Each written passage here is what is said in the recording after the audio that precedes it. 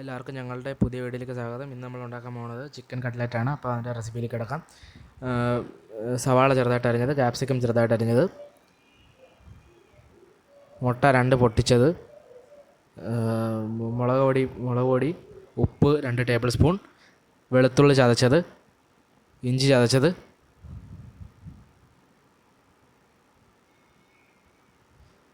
Chicken വേവിച്ച് ചെറുതായിട്ട് അരിഞ്ഞതാണ്, ഉരുളൻകിഴങ്ങ് വേവിച്ചതുണ്ട്, ബ്രെഡ് പൊടിച്ചെടുക്കണം. 2 ബ്രെഡ് എടുത്തിട്ടുണ്ട്. ബ്രെഡ് ഇനി വേണമെങ്കിൽ എടുക്കാം. വേവിച്ച ചിക്കൻ ചെറുതായിട്ട് അരിഞ്ഞത് ജാറിലേക്ക് ഇട്ട് കൊടുത്ത് അരച്ചെടുക്കാം.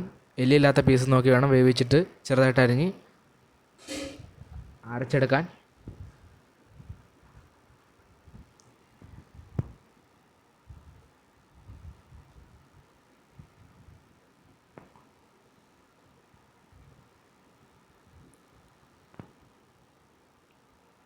അരച്ചതിന് ശേഷം ഒരു പ്ലേറ്റിലേക്ക് മാറ്റുക.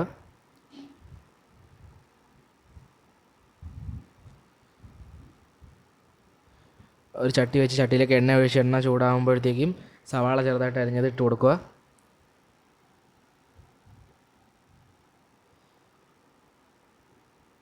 സവാള ചെറുതായിട്ട് അരിയണം, വലിയ പീസൊന്നും ഉണ്ടാകരുത്.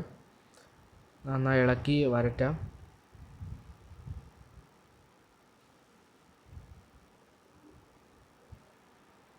എന്നിട്ട് അതിലേക്ക് ക്യാപ്സിക്കവും പച്ചമുളക് ചെറുതായിട്ട് അരിഞ്ഞത് ഇട്ട് കൊടുക്കാം.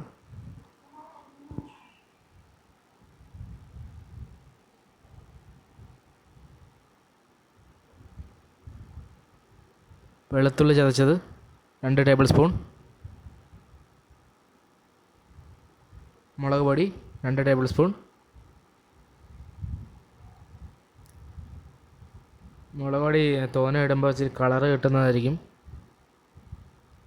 കുരുമുളക് 2 ടേബിൾ സ്പൂൺ, ഗരം മസാല,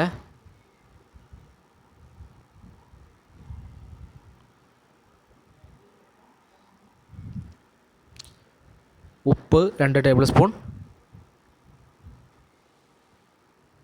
ഉപ്പ് കുറച്ചിട്ടാലും മതി, കാരണം ഇറച്ചി വേവിച്ചപ്പോൾ ഉപ്പിട്ടിരുന്നു. ഇഞ്ചി ചതച്ചത് 2 ടേബിൾ സ്പൂൺ, 1 ടേബിൾ സ്പൂൺ ഇടാവൂ.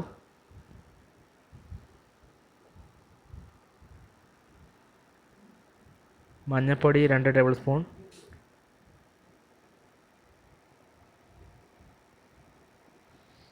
നന്നായി ഇളക്കാം.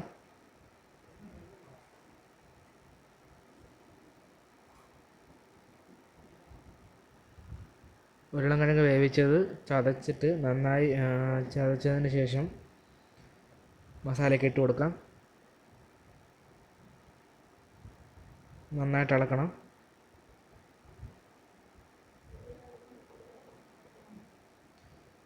അരച്ച ഇറച്ചി അതിലേക്ക് ഇട്ട് കൊടുക്കാം. ചിക്കൻ വേവിച്ചിട്ടാണ് അരച്ചത്.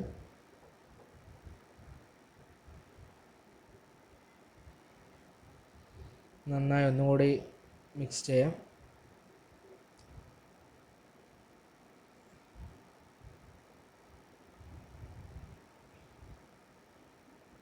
അതിലേക്ക് കറിവേപ്പിലയും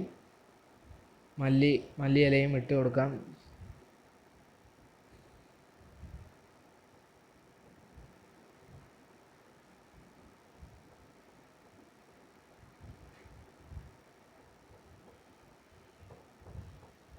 നന്നായിട്ട് ഇളക്കുക.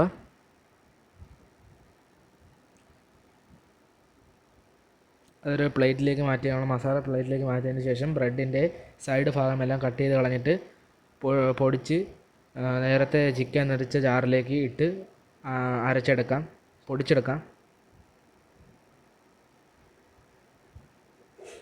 സൈഡിലെ ഭാഗങ്ങളെല്ലാം, മുരിഞ്ഞ ഭാഗങ്ങളെല്ലാം കട്ട് ചെയ്ത് കളഞ്ഞിട്ട് വേണം എടുക്കാൻ. എന്നിട്ട് നമ്മൾ മസാല ചെറുതായിട്ട് ഉരുട്ടിയതിന് ശേഷം ഏതെങ്കിലും ടിന്നിൻ്റെ അടപ്പെടുത്തിട്ട് അതിലേക്ക് പ്രസ് ചെയ്ത് വിടുക. അതിനുശേഷം ബ്രെഡിൻ്റെ പൊടിയിൽ നന്നായിട്ട് കോട്ട് ചെയ്തെടുക്കണം. ആദ്യം മുട്ടയിൽ വേണമെങ്കിൽ മുക്കിയിട്ട് കോട്ട് ചെയ്യാം. അതിനുശേഷം ഒന്നുകൂടി മുട്ടയിൽ മുക്കിയിട്ട് ഒന്നും കൂടി കോട്ട് ചെയ്യുക. എത്ര കോട്ടിംഗ് ഉണ്ടോ അത്ര നല്ലതായിരിക്കും.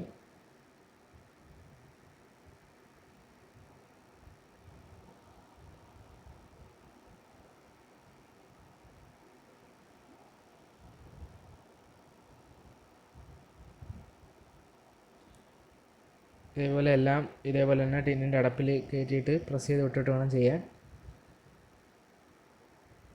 ടിന്നിൻ്റെ അടപ്പിൽ ചെറുതായിട്ട് എണ്ണ തിരികെ കൊടുക്കുകയാണെങ്കിൽ നന്നായിട്ട് പ്രസ് ചെയ്തെടുത്തിട്ട് നല്ലപോലെ വരുന്നതായിരിക്കും.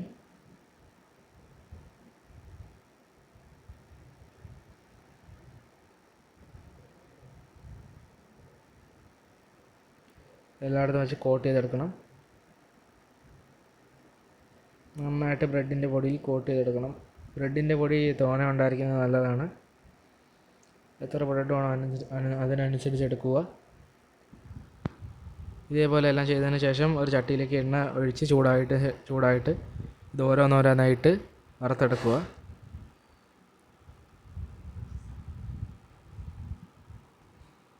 എണ്ണ ചൂടായതിന് ശേഷം മാത്രമേ ഇതിടാവൂ.